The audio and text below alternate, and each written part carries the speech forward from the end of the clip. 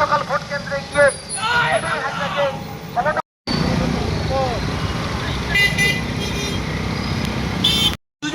জোড়া বলছি না রাস্তাঘাট উন্নয়নের স্বার্থে, এলাকার উন্নয়নের স্বার্থে, গ্রাম বাংলার উন্নয়নের স্বার্থে আমাদের আসন্ন বিধানসভা নির্বাচনে তৃণমূল কংগ্রেসের প্রার্থী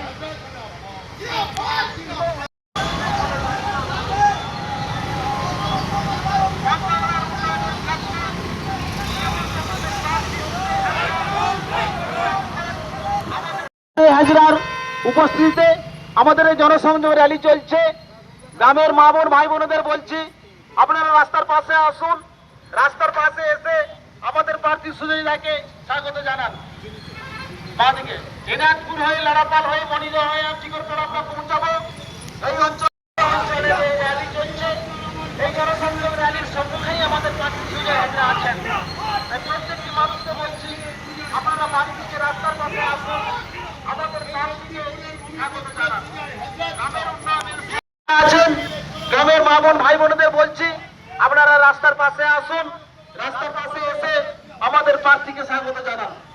বাংলার উন্নয়নের কান্ডারি মমতা বন্দ্যোপাধ্যায়ের প্রার্থী প্রার্থী সুজয় হাজরা আমাদের জনসংযোগ যে র্যালি চলছে, এই র্যালির সম্মুখেই উনি আছেন।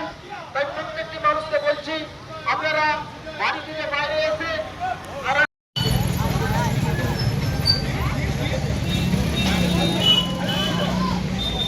দাদা এগাবে না, পিছিয়ে আসো একটু।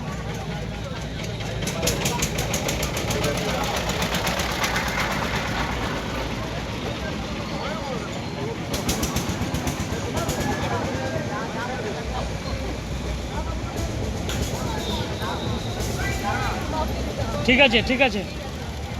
সব দাবি আমরা করতে পেরেছি, রাস্তা করতে পেরেছি, জল করতে পেরেছি, কিন্তু মূল দাবি যেটা নদী ভাঙন রোধ, পাশাপাশি নদীতে বাঁধ দেওয়ার ব্যবস্থা করা। গতবারে আমার এজেন্ডাতে ছিল, আমরা স্টার্ট করেছিলাম, কিন্তু এবারে এত অতিবৃষ্টি কাজটাকে আমরা যেভাবে গতিতে এগিয়ে নিয়ে আর করতে পারিনি। কিন্তু আমি আগেও এবারের আমার এজেন্ডাতেও মূল যে বিষয়টা আছে, ফার্স্ট 1 নম্বর সদর ব্লকের নদী ভাঙনের সমস্যা এবং পাড় বাঁধানোর কাজ।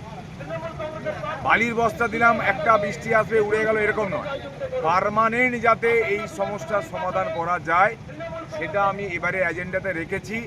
এবং এখানকার লোককে আমি আগেও কথা দিয়ে গেছি যে যদি আমি এই ভাঙনটা না রোধ করতে পারি, পাড় যদি বাঁধাতে না পারি, আমি রাজনীতিটাই ছেড়ে দেবো।